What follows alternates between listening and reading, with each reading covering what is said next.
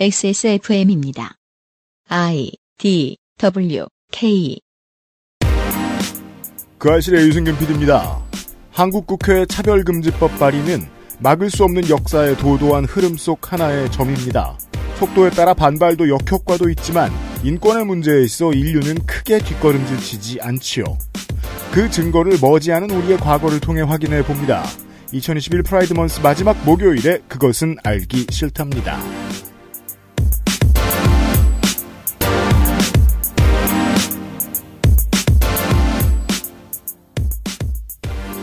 되찾아온 프라이드 먼스라고 하는데 어폐가 있습니다. 도널드 트럼프에게서 미국민들이 되찾아온 거고 원래 우리는 하고 있었습니다. 그것은 알기 싫답니다. 419회 목요일 순서 시작합니다. 윤세민 에디터고요. 안녕하십니까. 50년, 60년 됐네요. 스토널 황쟁으로부터. 네. 네, 프라이드 먼스가 시작한. 네. 네. 장사 소식. XSFM 의류가 올해는 더 이상 나오지 않습니다. 세금을 내려니까 돈이 없습니다. 네. 다시 돈을 모아야 됩니다. 그러니까 번 돈으로 세금을 내잖아요. 네. 번 돈으로 리콜을 했잖아요. 그렇죠. 그래서 우리에겐 세금만 남았어요. 그래서 나고. 야, 정확히 알고 있다. 저희 후기 네. 보내주신 분들 중에 이제 모자 후기 보내주신 분 중에 그런 분이 계시더라고요. 의류 쪽에 일하시는 분인데 네. 리플렉티브 재질이 모자에 쓰기 어려운데 이걸 어떻게 했나 궁금해서 사봤다고. 네. 몰랐죠 뭐. 하면서 배우고 있습니다. 지금의 차별금지법과는 먼 연장선에 있는 옛날 얘기를 좀 해보도록 하겠습니다. 네. 선생이 옛날 얘기에 좀 맛이 많이 들었습니다. 선생 옆에 있어요. 네, 안녕하세요. 손희상입니다. 네. 그렇게 옛날 얘기는 아닙니다. 옛날 손이상의 꼬꼬무. 그것은 알기 싫다는 제주 과일의 가장 달콤한 순간 프로넥, 아름다운 재단 18얼음 캠페인, 한 번만 써본 사람은 없는 빅그린 프리미엄 헤어케어, 강력한 체내 흡수율 평산네이처 야왕데이 야왕나이트에서 도와주고 있습니다. 포장만 뜯으면 과일 그 이상의 맛. 오감만족 과일 스낵 푸르넥. 건강기능식품 광고. 야왕데이. 문제는 최대 흡수율. 설명해서는 안 되는데 최대 흡수율. 야왕나이트. 평산네이처? 야왕. 야왕이 리뉴얼을 준비하고 있습니다. 리뉴얼 자꾸 하네요. 그렇죠. 네. 그래서 리뉴얼 전 마지막 물량을 털려고 합니다. 네. 이미 털려 있고요. 그렇습니다. 네. 얼마 안 남았습니다. 네, 지금 액세스몰에서 이제 야왕 썸네일에 마우스 커서 오버를 해보시면은 반값 세일이라고 천박하게 팍 하고 떠요. 저희가 직관적인 것도 잘 씁니다, 요즘은. 그렇습니다. 그래서 이미 세일은 열렸고 눈치 빠르신 분들은 벌써 구매를 하셔서 많이 털려 있습니다. 감사합니다. 현재 50% 반값으로 할인 중입니다. 그렇습니다. 물량이 전부 다 나가면 이제 리뉴얼된 야왕이 다시 나올 때까지 구매할 수가 없게 되죠. 좀 몇 달 기다리십니다. 그렇습니다. 6년근 홍삼, 아연, 옥타코사놀, 마카. 마카는 요즘 인스타만 열면 마카 광고예요. 그래서 저 중에 하나만 들어갔어도 인스타에 막대한 광고비, 다른 팟캐스트에 막대한 광고비를 쏟아부어서 물량을 마구 털거든요. 퀄리티가 큰 차이가 납니다. 그렇습니다. 네. 큰 차이가 납니다. 네. 그리고 타우린 등 스태미너에 좋다는 애들을 마구마구 모아놨습니다. 비타민 B도 있고 혈청분들은 이미 이 내용, 이 성분 들으시면은 네. 좋은 건 다 들어있군. 남녀노소 누구나 쓸만합니다. 다시 나오기까지 시간이 꽤 걸릴 테니까 네, 리뉴얼되면 한번 사볼까 싶으신 분도 체험판으로 반값으로 구매해 보시는 것도 추천을 드립니다. 그렇습니다. 분명히 더 업그레이드돼서 나오겠지만 당분간 공백은 있습니다. 그렇습니다. 홍성갑 덕질인이 사무실 올 때마다 자꾸 훔쳐먹는 야왕 반값 세일 중입니다. 액세스몰에서 팔고 있고요. 뉴스 라운드업 History in the Making. 직접 고용을 주장하며 파업을 했던 민주노총, 공공운수노조, 국민건강보험공단 고객센터 지부의 노동자 950명이 파업을 종료했습니다. 건보공단의 고객센터는 민간업체가 담당하고 있는 고객센터 업무를 공단이 직영화하여 직접 고용을 요구하면서 지난 10일 파업에 돌입했습니다. 네. 이게 너무 순진한 얘기 같아서 어디 가서 참 말하기 힘든데 저는 100% 그렇게 생각해요. 작은 업체들이 있을 수 있어요. 예를 들면 뭐 하루에 뭐 50건 이상 고객들의 전화를 받을 이유가 없다. 네. 그러면 외주를 주는 게 맞을 수도 있어요. 그 가격도 부담스러울 수 있으니까요. 대신에 뭐 잘해주는 건 잘해줘야죠. 그리고 가이드북도 똑바로 만들어야 되고. 근데 그게 아니고 1000건 만건 고객을 관리해야 돼요. 네. 왜 다른 회사 직원들한테 이 일을 줘야 되는 거죠? 이거는 국가가 강제해도 시원치 않다라고 생각합니다. 아니 서비스가 나빠지는 건 전체적인 질이 나빠지는 거잖아요. 그렇죠. 네. 그리고 건보공단 같은 경우는 일단 민감한 개인정보들이 상담 내용에서 오가기도 하고요. 네. 그리고 상담 연령대가 높을 가능성이 높기 때문에 연령대가 높으면요 더 전문가들이 들어가야 돼요. 그렇습니다. 정규직 노조는 역차별과 공정성을 들어서 이를 반대했고요. 이런 와중에 김용익 공단 이사장은 정규직 노조에게는 사무논의 협의회, 그러니까 대화의 장에 참여를 요구하고 그리고 건보공단 고객센터 지부에는 파업 철회를 요구하면서 14일에 단식을 시작했습니다. 민주당 출신의 단체장 혹은 이런 공단 이사장 이런 분들이 겪는 딜레마죠. 이쪽 편을 들면 저쪽에서 욕먹고 저쪽 편을 들면 이쪽에서 욕먹고 어떻게 돼도 욕먹은 잔상만 남고 심지어 여당에도 많은 부담을 주기도 하고 아무런 해법도 나오지 않는다는 계산을 했던 것인지 단식을 했죠. 네, 이게 이제 올해 우리가 흘려듣다 보면 명사만 듣잖아요. 뭐 노조, 파업, 단식 이러면은 이제 보통 지부장이 단식을 했다고 그렇죠. 생각을 노조 하는데 쪽에서 한다고 생각하죠. 네. 이사장님이 단식을 했어요. 그렇죠. 사측 이사장이 대화를 하고 파업을 철회하라고 단식을 시작했습니다. 네. 단식을 시작한 지 이틀 후인 16일 정규직 노조가 이 대화에 참여 의사를 밝히고 나서 단식을 끝냈습니다. 네. 이게 연맹 쪽이 개입을 했는지는 잘 모르겠습니다. 아무튼 태도가 극적으로 바뀌었습니다. 네. 그리고 22일 고객센터 지부에서도 대화에 참여하겠다고 파업을 철회한 것입니다. 네. 얘기가 깁니다. 총액 인건비, 복습. 이 상황을 이해하기 위한 총액 인건비는 노노 갈등이죠. 기재부와 연관된 모든 한국 사회 이야기하고 얽혀 있습니다. 여당과 기재부가 현재까지 다른 얘기 한번 돌아가 보죠. 재난지원금을 상위 15에서 30%에게 주지 않는 걸로 합의 가닥을 잡았죠. 비난 여론이입니다. 당연합니다. 전 세계 감염병 재난 상황에서 돈 있고 없고가 왜 지원하고 말고의 기준이 됩니까? 전쟁 나면 자기 돈으로 아이언맨 수트 살 사람은 안 지켜주나요? 당연한 건데도 이러는 건 여당이 기재부 눈치를 봐야 하기 때문인 걸로 보일 수밖에 없습니다. 여당 중진들 인터뷰하는 거 요즘 자세히 뜯어보거든요. 기재부에 대해 나쁜 말을 못합니다. 이유는 쉽게 눈치챌 수 있습니다. 감염병 관련해서 병원을 만들고 의료진을 채용하고 급여를 현실화시켜가지고 간호사 선생님들 이직률 낮추고 그러려면 돈이 필요합니다. 사병 월급 현실화가 완성이 돼가고 있는데 앞으로 더 제대로 주려면 돈이 필요합니다. 네. 소방공무원 국가직 전환이 됐죠. 급여도 올려야 되고 장비 업그레이드를 해야 됩니다. 돈이 필요합니다. 다른 어떤 선진국에 비해서도 경기 부양책을 안 쓴 나라인데 역설적으로 눈치를 터봐요. 국간지기의 권력이 그만큼 세다는 증거가 너무너무 많습니다. 이번에 확 썼다가 다음번에 다른 중요한 사업에 돈 안 줄까봐 이러는 겁니다. 여기에 보수 언론과 경제지가 자기 역할을 합니다. 이런 관련된 이야기를 할 때 공공분야 공무원으로 모든 기사 제목을 퉁치죠. 민주정부는 그들에게 퍼준다. 이런 레토릭을 10분에 한 번씩 읊습니다. 요즘에 그런 기사 쓸 때 요즘 유행어 있어요. 뭐요? MZ세대 부글부글. 그러면 다른 기사를 읽고 소방공무원 고마운 사람들, 의료진 고마운 사람들, 개개별 훈훈한 기사 보고 좋아하던 시민들도 태도를 180도 바꿉니다. 네. 그러면 표가 돼서 보수정당에 꽂힙니다. 이러면 여당은 기재부를 더 무서워합니다. 이런 프로세스, 그 결과 지난 4년 동안 공무원 사회가 여당에 대한 시선이 나빠졌습니다. 실제로 처우를 개선해주지 않으니까요. 이렇게 보수 언론이 한국 사회에 나쁜 버릇을 부추겨서 사회를 병들게 하는 특기가 있습니다. 또 하나, 이 파업과 관련이 있는 건 보수 언론의 특기는 사람들의 머릿속에 카스트를 자꾸 집어넣으려고 애를 쓴다는 특기인데요. 이런 식으로 사는 거예요. 이런 식으로 하는 거예요. 지난 4년 동안. 취업 노동자를 비난하고 싶으면 구직자를 내세워서 비난합니다. 대기업 노동자를 비난하고 싶으면 중소기업 노동자를 내세워서 비난하죠. 임금을 많이 받을 만한 일을 하는 사람을 비난하고 싶을 때는 적은 임금을 받는 사람을 내세우죠. 네. 이런 습관이 만연돼 있죠. 실제로는 모든 노동자를 다 탄압하고 싶은데 겉으로는 공정을 내세우는 그런 패턴입니다. 이게 같이 술 마시면 안 되는 사람의 대화 패턴이잖아요. 뭐 옷 새로 샀네 그러면 아프리카에 옷을 못 입는 아이가 얼마나 많은데. 그런 말 하는 애들이 있어요. 네, 있습니다.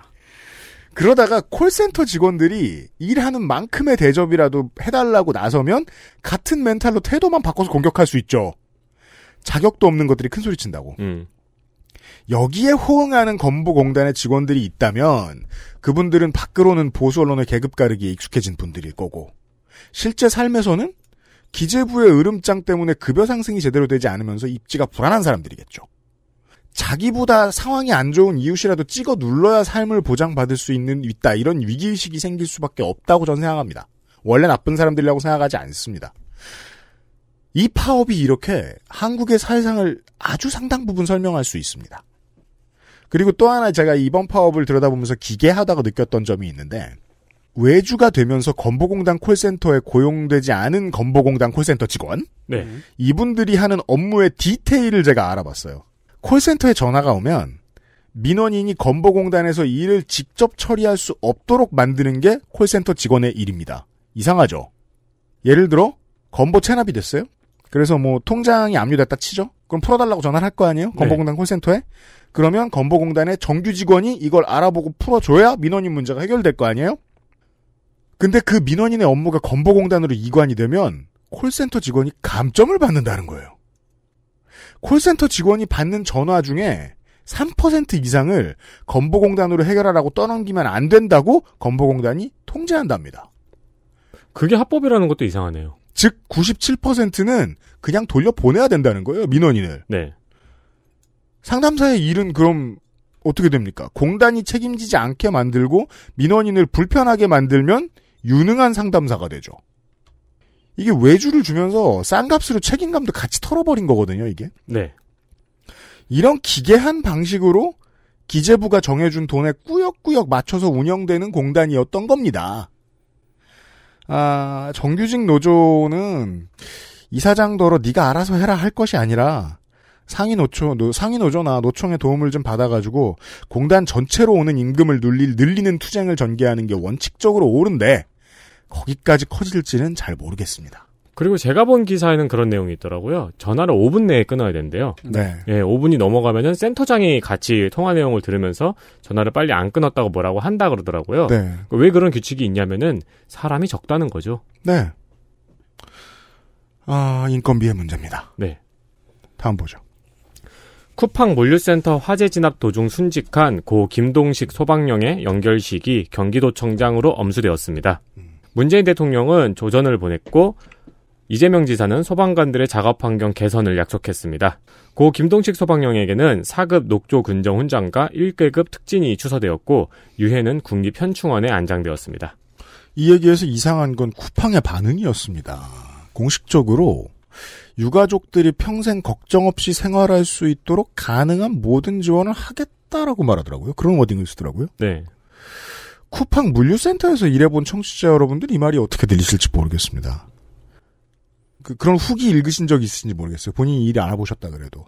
한 달만 일해도 평생 걱정할 질병이 생길 것 같은 작업 환경으로 악명이 높은 회사잖아요. 그런 회사가 말하기엔 좀 안 어울려요. 작업 환경 개선을 쿠팡도 얘기해야죠. 작년에 자기들 직원 집단 감염 됐을 때 이런 메시지 내보낸 적 없거든요. 이번 화재 때도 조사 시작하자마자 평상시에 오작동한다고 스프링클러 꺼놓은 거, 휴대폰 못 가지고 들어가게 해서 화재 신고 늦게 되게 한 거 다 걸렸습니다. 바로. 네. 거기에 더해서 단기직을 포함해서 모든 직원들이 희망하는 다른 쿠팡 사업장에서 일할 수 있도록 전환 배치 기회를 최대한 제공하겠다라는 메시지도 있었어요. 같은 타이밍에 나온 메시지예요. 근데 실제로는 전환 배치를 일괄 지정을 다 해놓고 네. 덕평에 있는데 딴 데 먼데 가라 해놓고 수용 안 하면 퇴사 처리하겠다고 했죠. 네. 쿠팡 노조가 이미 밝힌 내용입니다. 어떻게 이렇게 세상을 우습게 보는가가 좀 독특했고요. 예, 금방 걸릴 말들. 노동으로 보면 그렇고요. 업계 전체로 보면 또 다른 얘기가 있습니다. 쿠팡이 뭐 좀 문제가 생기는 것 같으면 기사를 크게 대문짝만하게 써서 내보내는 기자나 언론사들이 있죠. 쿠팡 문제점만 보고 있으면 언론이 재구시를 하는 것처럼 보일 착각이 있어요. 근데 그 기자나 언론사들 일관성을 보면 종래의 유통 대기업에 대해서는 이렇게 나쁜 말을 안 합니다. 보통 찬양일색입니다. 대기업 기반의 유통 대기업들이요? 실제로 그 회사들도 이런 비슷한 일들은 일어납니다. 요런 재미있는 지점들이 있습니다. 오늘은 주로 노동 얘기네요. 영국 국민보건서비스, 약자로 NHS라고 하죠. 여기 소속의 직원이라는 말은 영국에서는 의료인을 뜻합니다. 그렇죠. 조선일보에서 영국은 쿠바냐라고 욕해야 돼요. 그런 거 많이 있어요. 네. 네. 기사들. 코로나19 이후 300명 이상의 영국의 NHS 소속 직원이 극단적인 선택을 시도했다는 조사 결과가 나왔습니다. 의료진들이 이랬단 겁니다. 그렇습니다. 자살을 시도한 직원은 간호사가 226명이고요.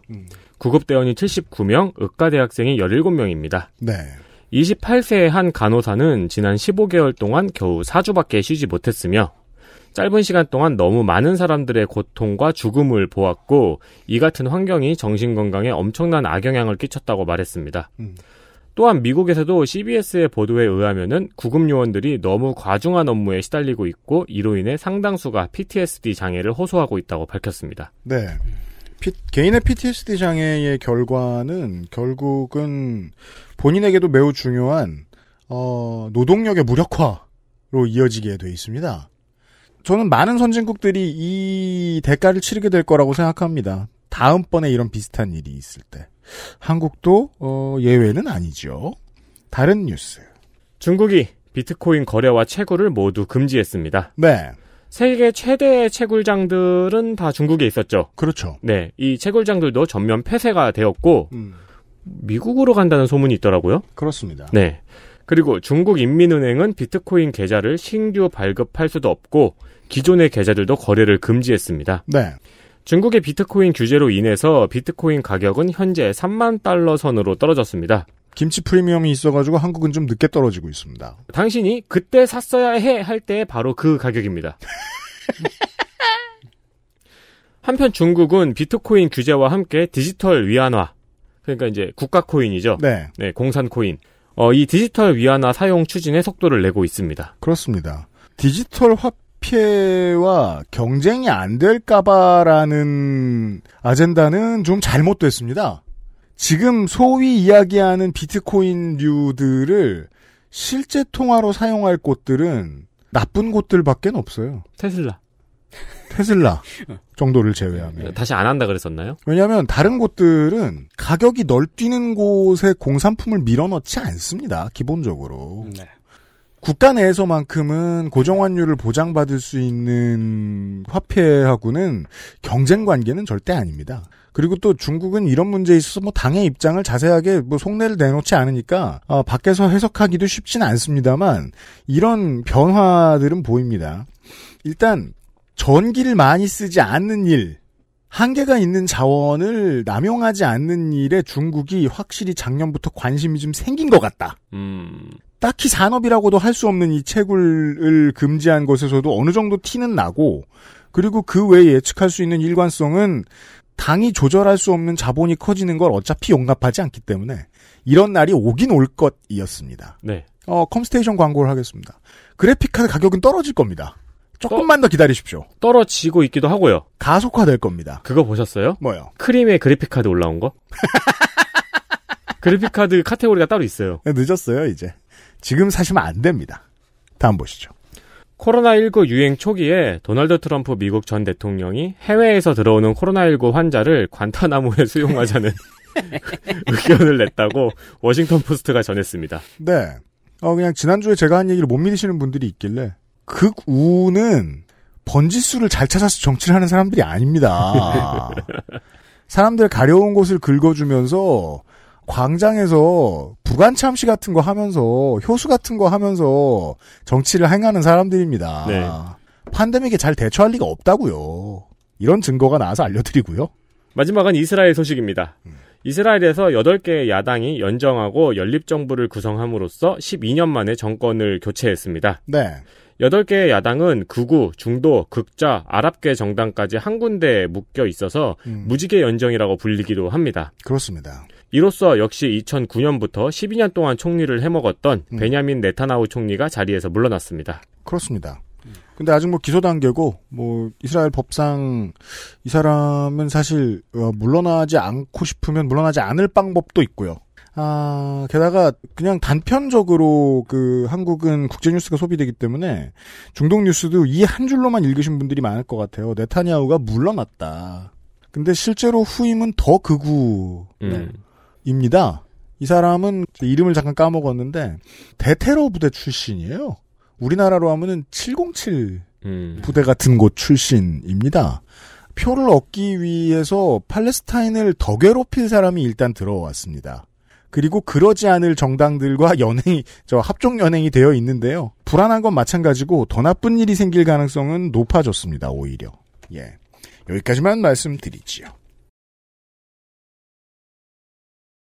구스베리 추출물로 모근을 더 건강하게, 자연 유래 성분으로 자극 없는 세정력, 뛰어난 보습 효과와 영양 공급까지. Big Green.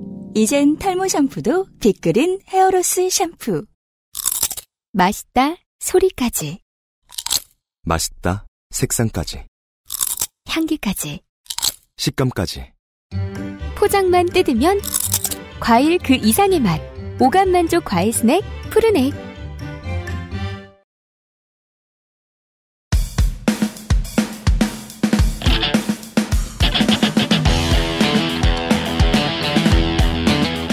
여러 가지 문제로의 다양한 접근. 이상평론.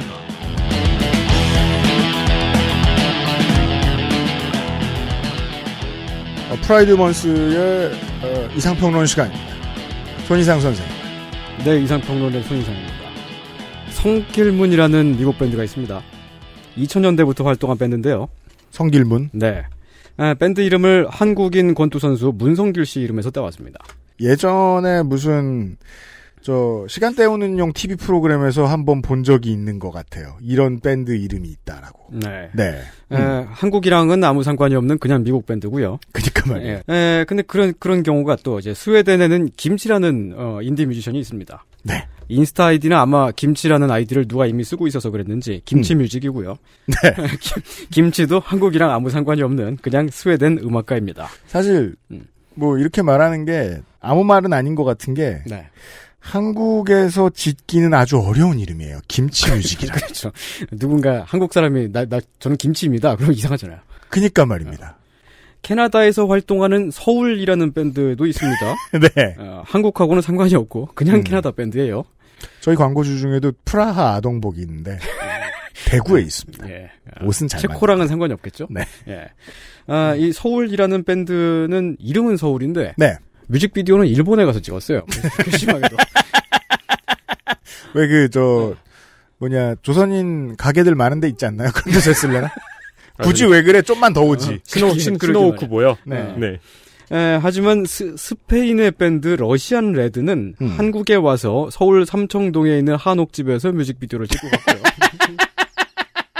평생 동안 러시안 레드에 어울리는 빨간색을 찾았는데 네. 그게 꽃담 황토색이었던 우리나라 택시. 서울 택시. 네.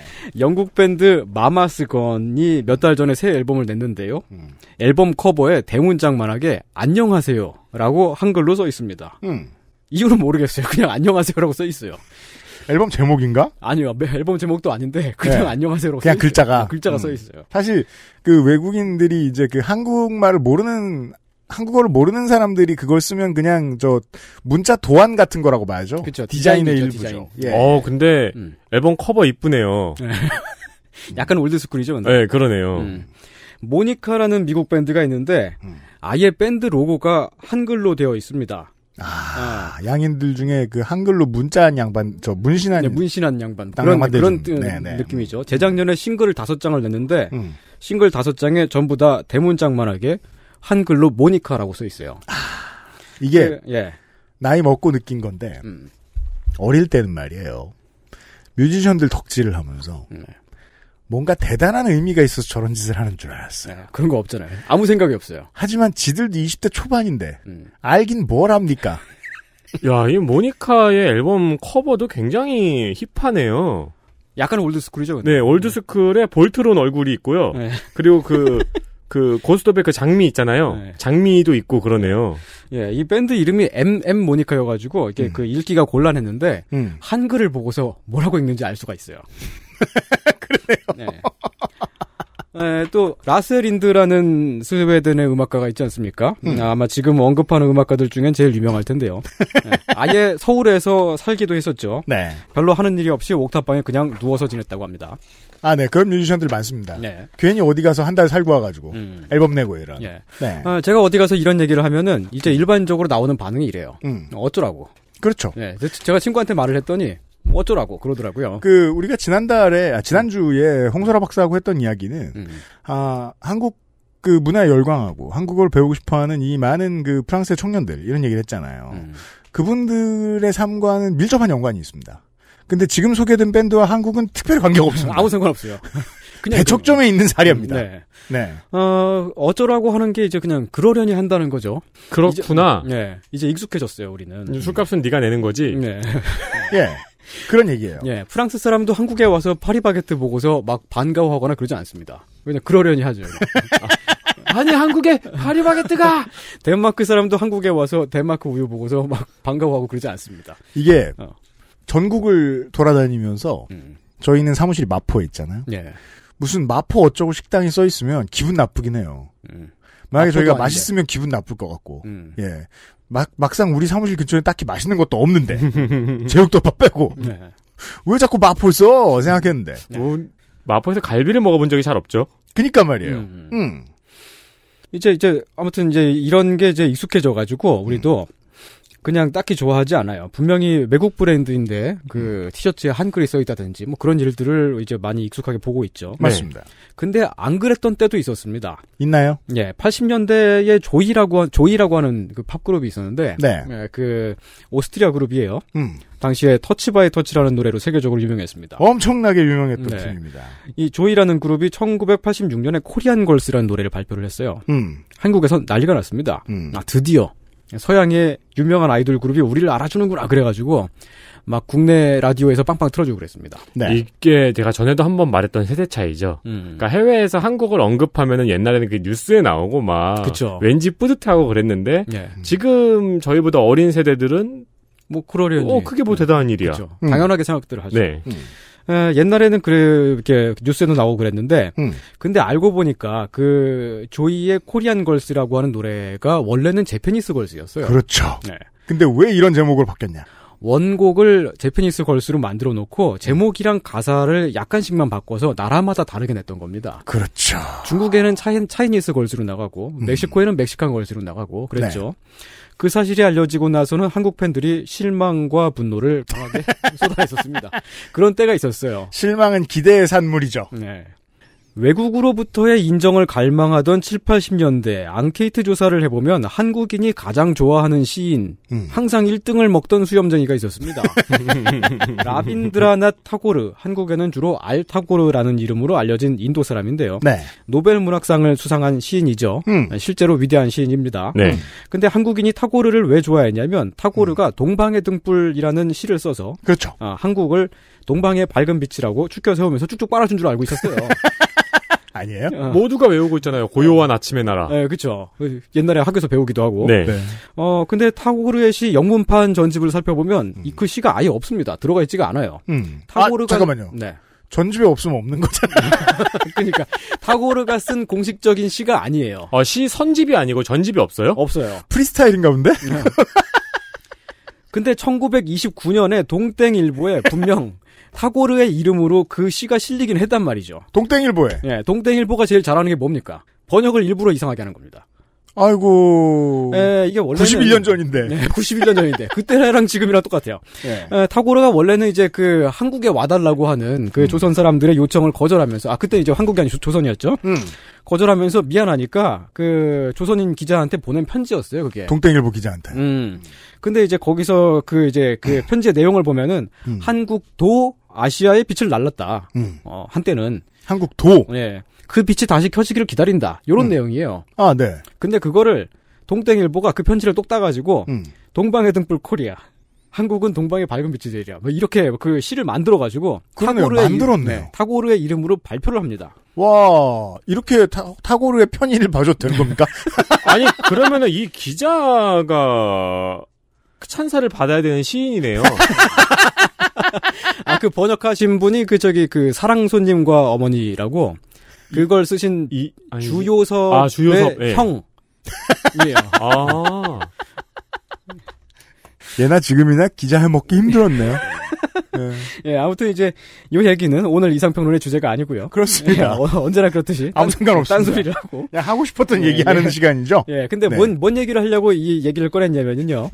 7, 80년대에 타고르랑 같이 한국인들이 열심히 빨았던 사람이 있습니다. 누구죠? 한국인들이 아주 좋아했던 네. 영국의 역사학자 아놀드 토인비인데요. 아, 네. 예, 토인비 이야기예요? 예, 7, 80년대에 거의 항상 타고르랑 같이 언급이 되곤 했습니다. 네. 그 내용은 이렇습니다. 세계적인 석학 아놀드 토인비가 울면서 제발 한국의 가족제도를 서양 사회에도 알려달라고 그렇게 간청을 했다. 오? 남에 대해 이렇게 말하는 건 크게 실례인데 뭔가 크게 우울했나 봅니다. 그런 얘기 못 들어보셨어요? 아. 되게 많이 있었던 얘기예요, 이거. 제가 좋아했던 게임은 트윈비군요.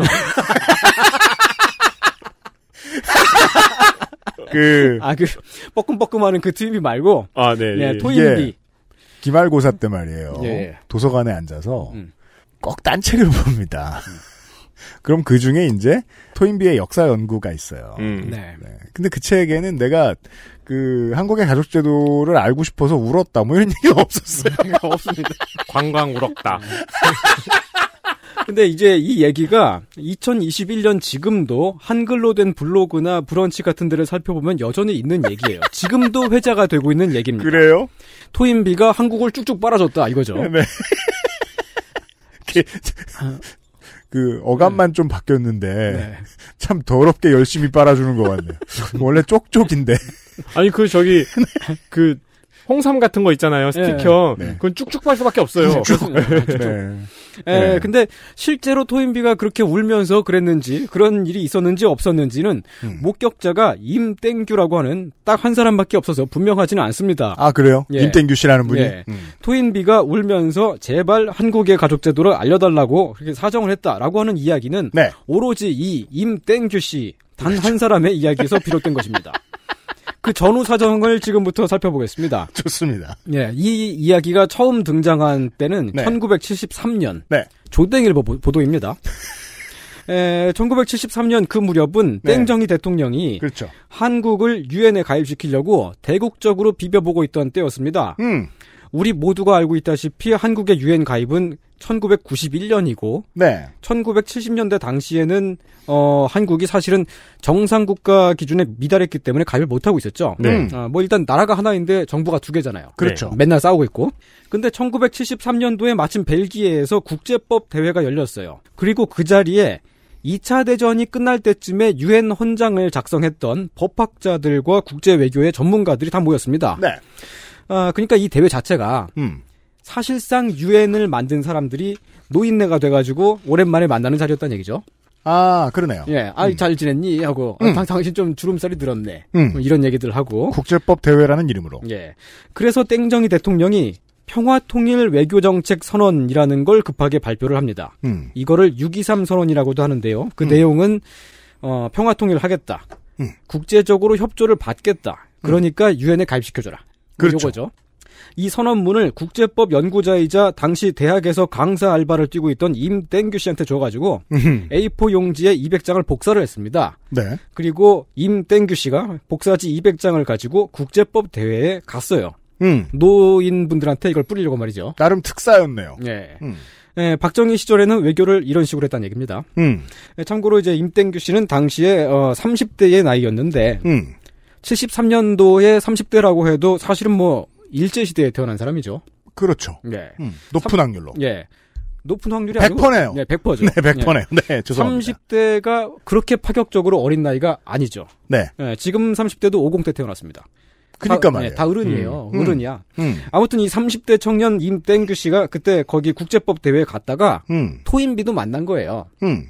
만났다라고 하는 이 소식을 1973년 조땡일보가 보도를 한 것입니다. 이게 요즘 언론의 분위기를 보니까 쉽게 이해됩니다.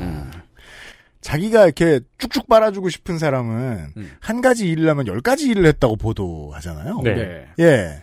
그리고 자기가 쭉쭉 싫은 사람은 네. 1000가지 일을 해도 보도 안 해주잖아요. 네.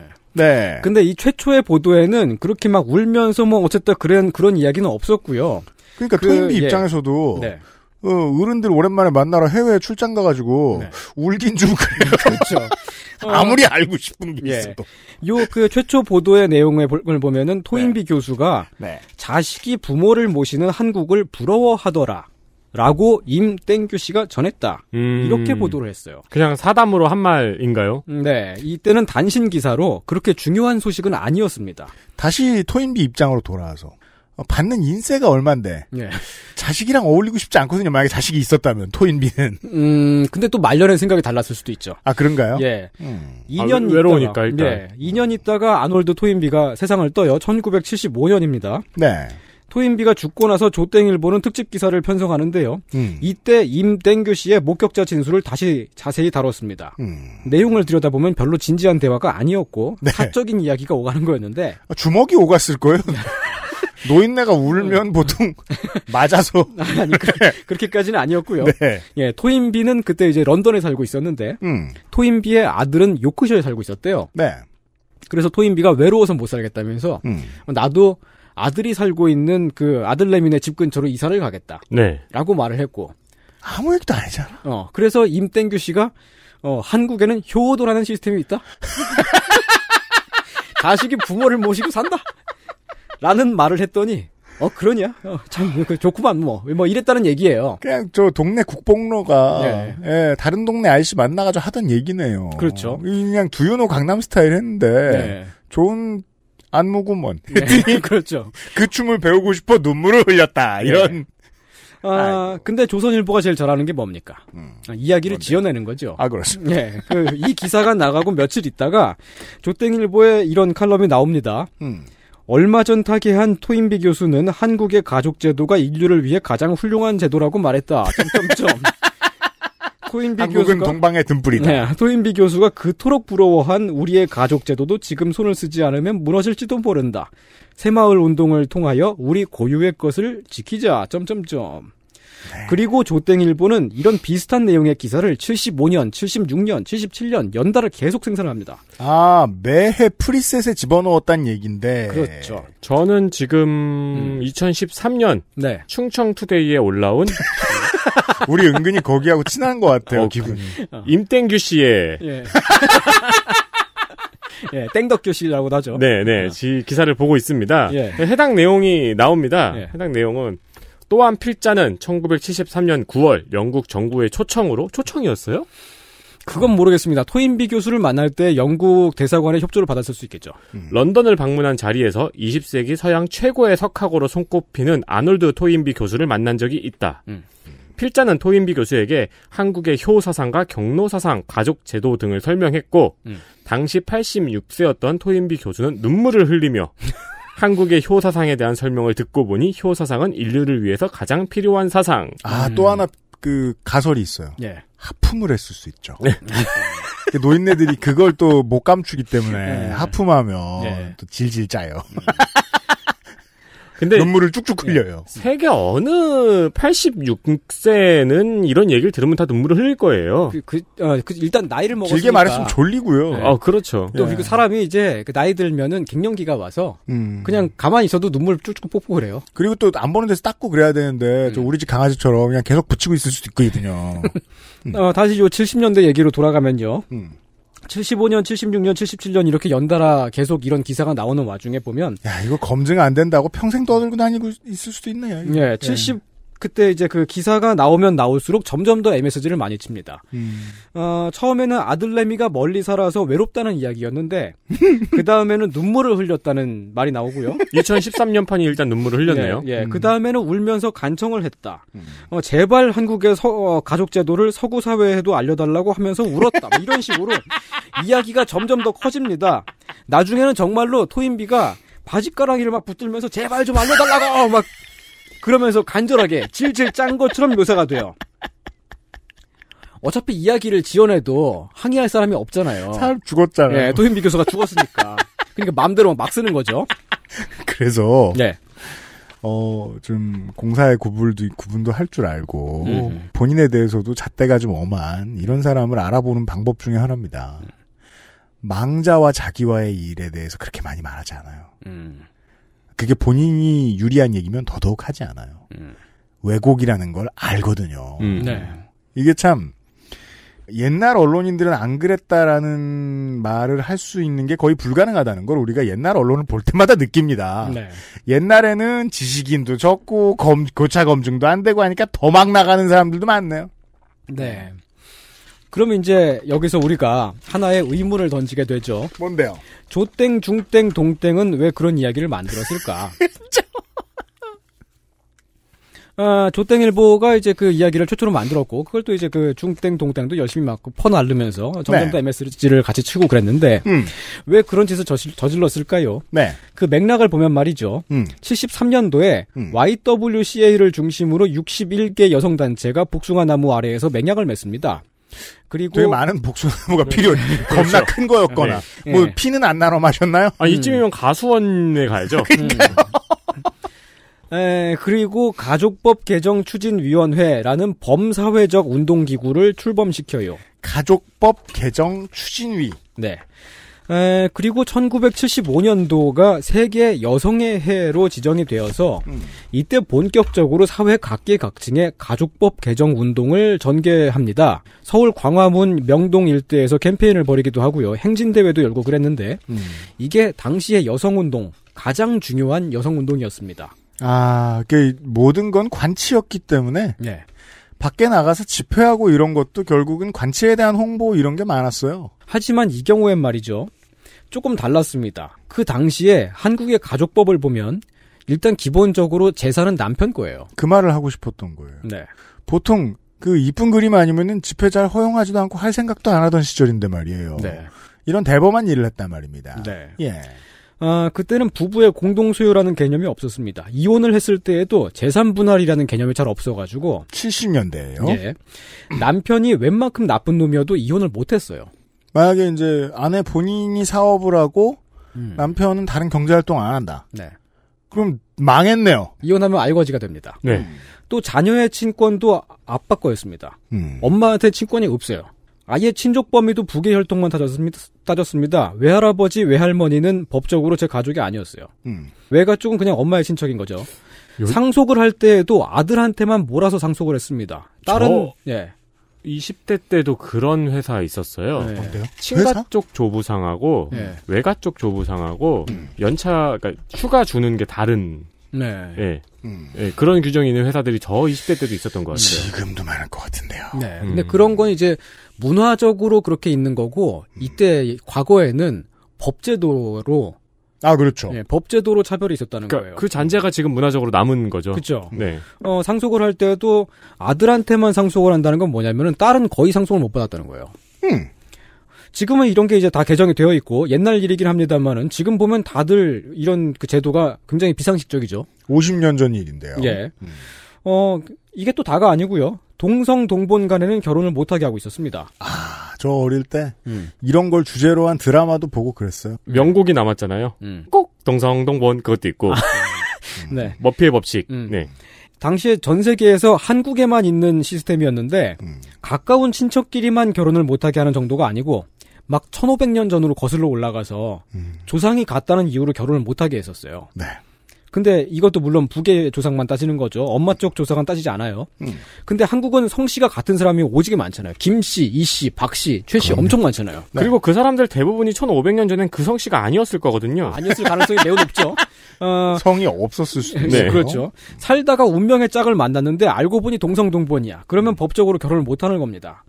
랜덤 운이죠? 그렇죠. 근데 실제로 정말 동성동본인지 아닌지 어떻게 아냐고요. 그 막 그냥 집안의 노비였는데 막 족보를 산 걸 수도 있고 막 그런 거잖아요. 근데 어릴 때 제가 이걸 미디어에서 접했을 때의 느낌은 자꾸 어른들이 겁을 주는 거예요. 예.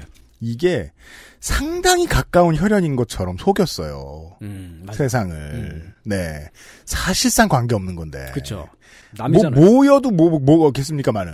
여튼간에. 그래서 당시에 이제 옛날 기록을 뒤져보다 본 건데, 예. 보통 이제 동선동본 부부가 사실, 그러니까 결혼을 못하고 사실혼 관계로 살고 있었대요. 많은. 예, 수십만 쌍이. 네. 그거를 몇 년에 한 번씩 혼인신고를 받아줬대요. 네. 조용히. 정부가 때때로 특별법을 만들거나 행정명령을 그렇죠. 발휘해서 그래서 이제 일시적으로 구제를 해줬어요. 그러니까 웃기죠. 지금 와서 보면. 그냥 결혼하겠다는 건데, 네. 무슨 광복절 사면하듯이 네, 그렇죠. 그러니까 선심을 썼어요. 제도는 불법으로 남겨놓은 상태에서 때때로 그렇게 선심을 베풀었습니다. 그러니까 그걸 할 수밖에 없는 이유가 뭐냐면은 아이들이 있어서 네, 네 그렇게 할 수밖에 없었다고 그렇죠. 하더라고요. 네. 근데 또 더 이상한 건 호주 제도라고 하는 것도 있었는데 이것도 그 당시 전 세계에 한국에만 있던 시스템이었습니다. 네. 집 호자에 주인 주자를 쓰는 호주 제도. 호주. 예. 가족의 주인을 가부장인 남자로 하는 제도입니다. 남자만 호주가 될 수 있었어요. 이게 지금 들으시면 참 이상하시겠지만 예. 그러려고 만든 제도였어요. 네, 그렇습니다. 네.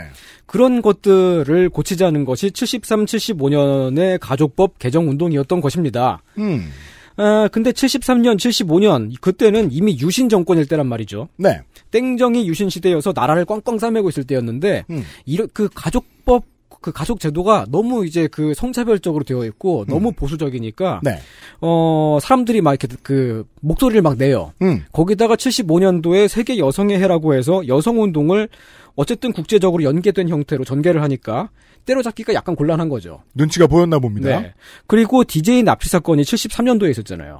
김대중 전 대통령이 그 당시 이제 시체가 될 뻔했다가 그렇죠.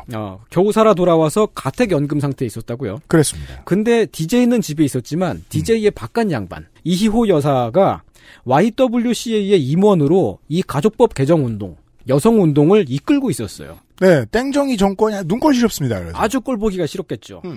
그리고 75년 9월에 정기국회가 열리면서 이때 여성계의 강력한 푸시로 가족법 개정안이 국회에 올라옵니다. 네.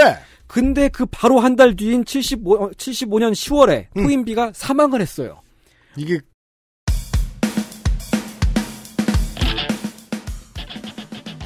다른 상관이 있어 없어? 상관이 없는데 이 상관이 없는 두 가지를 가지고 이야기를 만들 수 있는 어떤 신문사가 있었어요. 딱 이 맥락입니다. 네. 아놀드 토인비의 눈물썰이 만들어진 배경을 보면 알 수가 있죠. 이것은 원래부터 가족법 개정안을 막기 위해서 만들어진 얘기입니다. 토인비 바짓가랑이 눈물 스토리가 만들어질 필요가 있던 거였군요. 그렇습니다. 이게 다시 말해서 남자만 호주가 될 수가 있고 동성동본 간에는 결혼을 할 수가 없으며 재산은 남편 거, 친권도 남편 거, 상속은 아들한테 하는 세상을 유지하기 위해서 세계적인 석학 토인비가 울면서 제발 한국의 가족제도를 알려달라고 했다라는 썰을 뻥튀긴 겁니다. 조땡일보가요. 이렇게 이야기를 만들어 놓으면 한국의 가족제도가 정말 짱짱맨인 것처럼 보이잖아요. 아니 근데 뜯어보면 상관이 없잖아요. 완전 상관없는데 이 얘기가 하더라도 엄청나게 잘 먹혔어요. 사람들이 좋아할 만한 얘기예요. 그러니까 우리가 그 당시 사람들이 지금 호주제를 폐지했다고 막 부모님을 때리고 그러진 않잖아요. 아무 상관이 없는데 이게 먹혔습니다. 그래서 실제로 막았어요. 조땡일보가. XSFM입니다.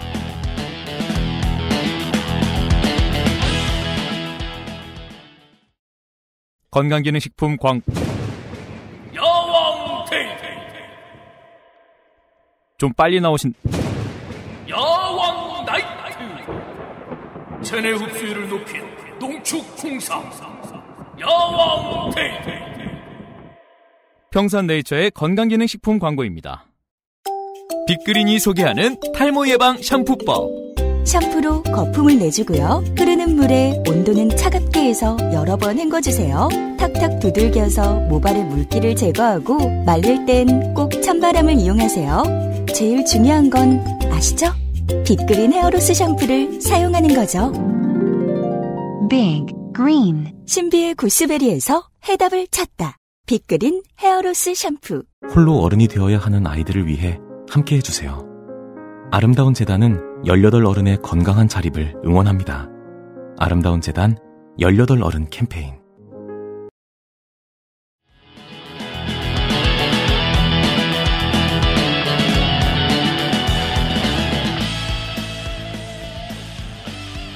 가족법 개정을 75년, 76년 연달아 엎어뜨렸습니다.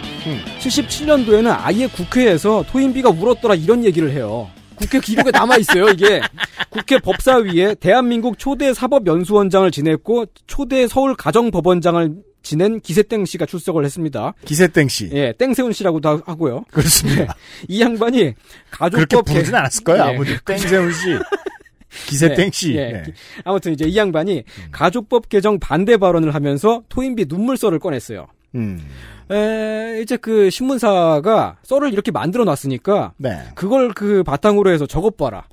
세계적인 석학 토인비 같은 사람도 한국의 가족제도가 최고라고 하면서 한국의 가족제도를 알려달라면서 막 울고 그러는데 야. 우리의 전통을 지켜야 하지 않겠느냐 이런 말을 하게 되는 거죠. 뭐가 필요하면 네. 인간은 본능적으로 거짓말을 만들어냅니다. 그래요. 네. 이 비상식적인 가족제도 70년대까지 있었던 사실은 이게 70년대까지만이 아니고 1990년에 대부분 개정이 되거든요. 네. 89년까지 계속 이어진 거예요. 이런 게. 90년대 네. 개정될 때 촌극은 뉴스 아카이브에서 한번 전해드린 적이 있죠. 네. 네. 이 비상식적인 가족제도가 우리 고유의 지켜야만 하는 우수한 가족제도인 것처럼 포장이 됩니다. 세계가 부러워하는 가족제도. 아무도 안 부러워하는데. 그니까요. 모르는데. 모르잖아. 결국 70년대 가족법 개정 운동은 그다지 성과를 내지 못하고 실패를 했습니다. 그 당시에 한국인들은 말이죠. 이 아놀드 토인비의 눈물썰을 매우 좋아했어요. 세계적으로 유명한 누군가가 한국을 쭉쭉 빨아줬다더라. 그게 막 아이들이 자기 전에 막 아빠 나 그 얘기 또 해줘. 할머니 토인비 얘기해줘. 토인비가 눈물 흘린 얘기 아니니? 벌써 몇 번째 들었잖니? 그 얘기는 또 들어도 국뽕에 차올라 잠을 잘 수 있단 말이야. 그러니까 한국의 가족제도가 최고라고 했다더라라는 그런 얘기니까 좋아할 만하잖아요. 그 시절은 정말로 외국으로부터의 인정을 갈망하던 때였고요. 네. 그래서 이렇게 국뽕을 부어주면 그 다음부터 사람들이 즐겨 이야기하게 됩니다. 자기들이 알아서 얘기를 해요. 그래서 저절로 사회 전체에 퍼집니다. 이 만들어진 이야기가 얼마나 인기를 누렸냐면 유권자들이 토인비 눈물 사건의 유일한 목격자인 땡덕규 씨를 국회의원으로 만듭니다. 그러게 확 다 보니까 인기 스타였거든요. 11대 국회의원이었더라고요. 네, 1981년에 국회의원이 됐습니다. 이분은 지금 이제 그 땡플로마시라는 외교지의 대표로 계신데요. 아, 진짜요? 예. 어쨌든 이제 그 국제법, 그 국제 외교 등등의 전문가이긴 하세요. 네. 근데 이분이 그 대표로 계신 땡플로마시 그 사이트에 들어가면 대표 소개랑 인사말이 있는 코너가 있잖아요. 원래 그런데 그 대표 소개란에 딱 보면은 거기 보면 아놀드 토인비 우는 거 봤다. 이런 얘기가 있어요. 와, 이건 뭐 너후나도 아니고 그거 하나로 평생 해먹고 그러니까 국회의원까지 했던 사람인데 그런 얘기 하나도 없고 그냥 토인비가 울더라. 그걸 봤다. 울더라. 내가 봤다. 그게 다예요. 대표 인사말에. 땡플로마 씨가 명색이 외교 전문지잖아요. 자존감이 되게 낮은가 보네요. 근데 그 대표 인사말에 외교에 대한 이야기가 없고 그저 거기 있는 이야기는 한국에 효도라는 시스템이 있다. 이런 얘기를 하고 있어요. 이 서사의 주인공이 된 게 이분이 평생 동안 이룬 것 중에 최고의 업적이거든요. 그런가 봐요. 전 국민이 알고 있는 이 토인비 눈물썰은 말씀드렸다시피 발명된 이야기입니다. 뭐 실제로 토인비가 눈물을 뽑았을지도 모르죠. 근데 그 맥락이 사실은 원래 예, 제가 지금 기사를 하나 보고 있는데 2016년 뭐 알 수 없는 언론사의 기사인데 임땡규 디플로마시 회장 세계 정상 500명 인터뷰가 기사 제목이에요. 아, 이거는 진짜. 말씀하세요. 아, 이게, 아니면, 이런 기사 안 만듭니다. 나 편집을 할 텐데. 세계 정상 500명이나 인터뷰했다는 건 굉장한 거네요. 40년 민간 외교 대기록. 반기문 대망론 간직. 이건 뭐야? 아, 저기, 그, 반사모 회장이에요. 아, 참네. 예. 충청권이잖아요. 예. 반기문 총장 유망론. 아유, 네. 열심히 안 살던 노인네네요. 네. 그 토인비 눈물썰이, 토인비가 울었다고 하더라도, 한국의 가족제도가 너무 좋아서 운 게 아니잖아요. 네. 그냥 자기 아들이 멀리 살고 있고, 자주 못 만나서 눈시울을 붉힌 건데, 또 나이 먹어서 갱년기도 왔고, 말이죠. 네. 근데 이 발명된 서사가 엄청나게 힘이 있었고 한국식 가족제도가 짱이라는 여론을 만들었다는 겁니다. 그래서 70년대에 실패한 가족법 개정운동은 10년 이상이나 정체가 되어 있었다가 80년대 후반에 민주화 과정에서야 다시 일어납니다. 이게 참 저는 언어의 문제인지 뭔지 모르겠는데 한국이 그런 점이 독특하죠. 민족 구성이 상당히 한쪽에 편중돼 있고 그렇습니다. 언어도 거의 하나의 언어만 쓰는데 바깥에 이 언어를 쓰는 사람이 상당히 적은 편이다. 그래서 언론 지형에 갈라파고스로 만들고자 하는 유혹을 이 국내 언론인들이 오랜 기간 많이 느꼈나 봐요. 과거에는 정말 더 심했습니다. 예를 들어 사실 지금 한국에서 있는 많은 문제들, 한국이 그래서 나쁘다라고 말하는 많은 문제들, 외국도 다 겪는 일이거든요. 예를 뭐 지금으로 말할 것 같으면은 뭐 방역의 문제라든가, 저 부동산이나 주식 투자의 불안의 문제, 이런 거 전 세계가 다 겪는 문제예요. 그렇습니다. 유일하게 한국의 문제인 것 마냥 말하는 걸 되게 즐기죠 언론인들이. 저는 이게 한국 안으로 시민들을 가둬놓으려는 이런 오래된 열망 같은 게 있지 않나 언론에. 그런 게 엿보이는데 정말 옛날에도 이랬어요. 옛날에 더 심했던 거죠. 80년대 후반의 민주화 과정에서 가족법 개정 운동이 다시 일어나면서 부부 이혼 시의 재산 분할, 어머니의 친권 행사, 아들과 딸에게 차별 없이 균분 상속 이런 것들이 1990년에 개정이 됐어요. 다 지금 보면 당연한 얘기잖아요. 이 당연한 얘기인 것을 10몇 년 동안이나 아니 10몇 년이 아니네. 20몇 년인 건가요? 아무튼 그렇게 해서 우리 청취자의 상당수가 살아 있을 때 그렇게 해서 겨우겨우 개정을 한 겁니다. 그다지 오래전이 아니에요. 하지만 그때 1990년까지도 바꾸지 못한 불합리한 제도들이 여전히 남아 있었죠. 토인비 눈물썰은 90년대 에도 이후에도 계속 등장을 합니다. 우리 방송이 나간 뒤에도 계속 살아남을 겁니다. 가능성이 높죠. 1989년 10월 경땡신문에 실린 가정교육 사랑의 매 드는 용기 필요라는 칼럼에 보면은 그게 칼럼씩이나 필요한 일이에요. 경땡신문 이때 참 못됐던 걸로 기억하는데 이 칼럼 내용을 보면 말이죠. 세기의 석학 아놀드 토인비는 한국의 따뜻한 가족제도에 대해 찬사를 보내면서 세계 정부를 지탱할 수 있는 인류적 자예의 바탕을 한국의 가족적 자예에서 찾아보려고 했다. 또 막 갖다 붙이죠? 물론 토인비는 이런 말을 실제로 한 적이 전혀 없습니다. 그니까요. 1989년은 여성의 전화를 중심으로 가정폭력 반대 운동이 활발했던 때입니다. 가정폭력을 다룬 영화들도 개봉하고 그랬고요. 가정폭력 방지법을 만들자는 이슈가 쟁점이 되고 있었습니다. 89년. 결국 실패했어요. 왜냐? 토인비가 빨아주는 사랑의 매라 이거지. 그 흐름을 막고자 하는 의도의 칼럼이군요. 이때 실패한 가정폭력 방지법은 98년에야 통과가 됩니다. 이 즈음 10년을 끌어요. 이 즈음에 말이에요. TV를 보면은 요즘은 거의 다 사라진 토크쇼들이 많았습니다. 예나 지금이나 프라임타임이라고 할 수 있는 10시, 11시 이때쯤에. 그래서 그때는 또 지상파밖에 없었단 말입니다. 지상파 토크쇼를 보는데 민간인, 일반인, 연예인, 유명인 아닌 사람 중에 일반인 중에 이런 분이 게스트로 나왔어요. 아주 유명한 분이 진행하는 프로였습니다. 많이들 보는. 그냥 외모로 바로 성별을 추측할 수 없는 사람이 그것 때문에 게스트로 나왔어요. 쉽게 말해 남자처럼 보이는 여자였어요. 그 당시에 그렇게 소개가 됐어요. 그냥 그 당시에 말로 그냥 보이시하다 이렇게 볼 수 있는 그런 코디네이션과 외모였어요. 사실 누구나 그렇게 될 수 있단 말입니다. 그렇게 안 할 뿐이지. 그렇죠. 별것도 아니잖아요. 토크쇼 주인공이 될 정도였어요, 그때는. 민간인이라면 삼풍백화점 생존자 정도나 토크쇼 주인공이 될까 말까 하던 시절이었거든요. 근데 그분이 나와가지고 자기의 경험담에 대해서 얘기해 주는데 제가 입이 딱 벌어지고 세상은 뭔가 이상하다라고 생각했던 상황이 있었어요. 택시를 탔대요. 택시를 탈 때마다 남자냐고 여자냐고 기사님이 물어본대요. 아무 말도 안 하고 있거나 남자라고 그래봤다. 남자라고 그러면 마누라를 X게 생겼네? 진짜 이게. 라고 말한다는 거예요. 그러면 그 얘기를 들으면 관객들이 웃어요. 그 토크쇼의 녹화장에 온 관객들이. 가장 충격적인 건 그 말을 한 게 본인이라는 거예요. 제가 지금 오랜만에 생각이 났는데 사회 문제에서 고민해보게 되는 아주 결정적인 계기 중에 하나였어요. 뭐야, 말 저게. 정말 진짜 이상한 장면이네요. 진짜 이상하다, 세상이. 그러니까요. 예. 80년대 말이었는지 90년대 초였는지 그랬어요.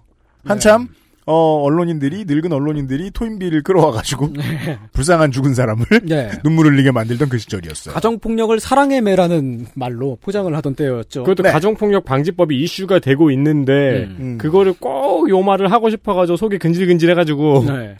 1994년에도 토인비가 다시 또 등장을 합니다. 1994년 9월 조땡일보에 실린 동성동본 금혼폐지 안 될 말이라는 칼럼에 보면 조상숭배의 정신은 곧 효의 정신이고 가계의 질서여서 토인비 박사의 말처럼 세계가 본받아야 할 우리 가족 제도의 근간을 이루고 있다. 진짜로 오늘날 우리의 망자한테 이러는 거 아닙니다. 오늘날 우리의 전통적 윤리의식의 파괴로 참으로 통탄할 일들이 사회 곳곳에서 벌어지는 세상이 되었다. 와, 지금 현재 지하나 지상에 이제 하늘에 있는 토인비 박사가 단연코 가장 싫어하는 국가가 되었겠네요. 이런 얘기 많이 하잖아요. 예수가 가장 많이 했을 말. 예, 지난 20세기 동안. 나는 그런 말 한 적 없는데. 개새끼들아. 개새끼들아. 내가 언제 그랬어. 네. 토인비 박사도 다시 태어나면 그랬을 겁니다. 네. 내가 언제 그랬어. 생전에 아놀드 토인비 박사가 뭐라고 했는지 아세요? 개새끼야. 이런 말을 남기셨어요. 번역하면 분명히 그렇게 번역할 수 있는 말을 하셨을 거예요. 아니 뭔 조상숭배냐고 토인비가. 그냥 아들이 살고 있는 동네로 이사 가겠다고 했던 말이 이렇게 완전히 됐어요. 이것도 맥락이 있습니다. 1994년 당시는 동성동본 결혼을 허용하자는 여론이 크게 일어나던 때였어요. 왜냐면 어린 저만 해도 신문에서 하는 말에 속았어요. 무슨 일촌이랑 결혼하나 봐. 근데 그게 아니라는 걸 어른들은 다 알고 있었거든요. 그렇죠. 이게 어거지라는 걸. 네. 시족사회가 이미 해체된 때였잖아요. 90년대니까. 이미 근대에 진입한 마당에 이게 굉장히 이상한 제도여서 동성동본인지 모르고 만난 커플이 아까 윤 기자님 말씀하셨던 것처럼 결혼을 못해서 이제 동반 자살을 한다든지 그런 일들도 일어나고 있었고 그래서 이제 정부가 특별법을 만들든지 해서 이제 그 동성동본 커플들의 결혼을 일시적으로 승인을 하는, 그러니까 제도 자체는 불법인 상태로 놔두면서 그냥 그렇게 선심을 베푸는 그런 일을 하고 있었는데, 근데 정부가 동성동본 커플을 구제할 때 종친회를 통해서 했어요. 종친회들을. 아, 종친회 허락을 맡아야 되는 거예요? 종친회의 승인, 인증? 인증서 같은 걸 받는. 구시대의 잔재는 이렇게 드러나죠. 네. 어떤 세력을 무시했느냐, 그러니까 어떤 세력을 무서워했느냐. 그러니까 그 시대의 정치 구도잖아요. 네. 종친회는 무서워할 만했다는 거죠. 그 당시에는요. 이 시절에는. 그때 종친회들이 동성동본 커플들한테 돈을 받고 서류를 만들어줘요. 지금 대본에는 돈을 나 받았다고. 돈을 나 받고. 나 받고 서류를 만들어줘요. 비쌌나 봐요. 그 서류가 있어야만 결혼을 할 수 있으니까 그게 싼 값일 수가 없어요. 그러니까 옛날 카톨릭의 면죄부 같은 걸 팔고자 하는 유혹을 느꼈나 보군요. 그러니까 그러네요. 법적으로 원래 결혼을 못 하는데 그 서류를 받으면 결혼할 수 있어요. 그 서류의 내용은 성씨는 같지만 조상이 다르다. 혹은 조상은 같지만 우리 혈족이 아니다. 이런 서류예요. 솔직히 지들이 어떻게 알아? 근데 그 조상이 같은데 우리 혈족이 아니라든지 이게 논리적으로 말이 안 되잖아요. 근데 그럼 니네도 없어져야지, 종친회도. 그러니까 그런 증명서, 말이 안 되는 증명서를 발급을 합니다. 돈을 받고 팔아요. 그게 사회 문제가 돼서 TV 뉴스에 계속 나왔거든요. 지금도 KBS, MBC 옛날 뉴스 찾아보면 볼 수 있습니다. 네. 근데 94년도에도 동성동본 결혼 법제화에 실패를 했어요, 결국. 그렇죠. 토인비가 빨아주는 조상숭배다 이거죠. 이게 본의 아니게 나쁜 짓 했네요, 토인비가. 근데 본인은 나쁜 짓을 안 했어. 안 했는데, 근데 계속 그렇게 말이 막 만들어져요. 동성동본 결혼 금지는 94년에 실패하고 97년도에 위헌 판결이 나왔고요. 2005년도에야 법 개정으로 확실하게 허용이 됐습니다. 97년에 위헌 판결이 나올 당시에 최소 5만 쌍에서 최대 20만 쌍이 동성동본이라서 결혼을 못하고 있는 걸로 파악이 되었었는데 한 쌍이 2명이니까 최소 10만 명에서 최대 40만 명이 종친회에 돈을 주고 정부에 굽실대지 않고도 결혼의 권리를 누릴 수 있게 된 거죠. 그렇죠. 당연한 거잖아요. 그러니까 왜 반대했는지도 알 수 있습니다. 40만이라면 어마어마한 숫자의 고객이에요. 게다가 이제 아이들이 있었겠죠. 예, 그 커플들의. XSFM입니다. 퇴소하던 날은 정말 기뻤어요. 제가 고대하던 날이었기 때문이었는데 기차가 출발을 하는데 그때 눈물이 나더라고요. 마음 둘 곳이 없다라는 생각이. 여러분의 독립은 몇 살이었나요? 보육원의 아이들은 만 18세가 되면 시설을 나와 홀로 살아가야 합니다. 어른이 되기는 아직 이른 나이. 곁에 아무도 없다면 그것은 자립이 아니라 고립입니다. 18. 홀로 어른이 되어야 하는 아이들을 위해 함께 해주세요. 아름다운 재단은 18 어른의 건강한 자립을 응원합니다. 아름다운 재단 18 어른 캠페인.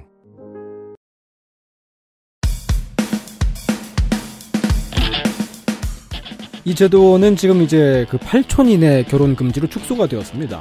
이 8촌 이내의 결혼 금지도 사실은 전 세계에서 한국에만 있는 제도거든요. 그렇습니다. 사람이 8촌간이면 할아버지의 할아버지에 대해서 갈라지는 건데. 그렇습니다. 우리가 지금 그 정도의 친척들하고 교류를 하면서 살고 있지 않잖아요. 웬만하면. 일단 할아버지의 할아버지에 대해서 저는 전혀 모릅니다. 이름도 모르죠. 저는 사람이었다는 거 말고는 알 수가 없습니다. 눈이 2개 있었을 겁니다. 솔직히 성씨도 저랑 같은지 모르겠습니다. 그 정도는 아니었을 거예요. 아니, 가능합니다. 성씨는 같았을 거야, 그 정도는. 다를 수 있죠. 다를 수 있어요. 다를 수 있죠. 그런가요? 그랬을 수 있겠네. 많이 바뀌어요, 또. 네.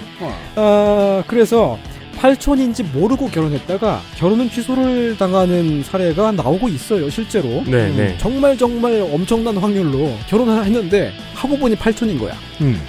그래서 이제 그 작년에 헌법 소원이 제기가 돼서 지금 헌재의 판결을 기다리고 있고요. 야, 아직도요? 네. 네. 이게 그러니까 73년, 75년 그 당시에 가족법 개정 운동 때에 문제 제기를 했었던 한국의 가족법 2021년 아직까지도 불합리한 점을 다 고치진 못했다는 얘기입니다. 그러네요.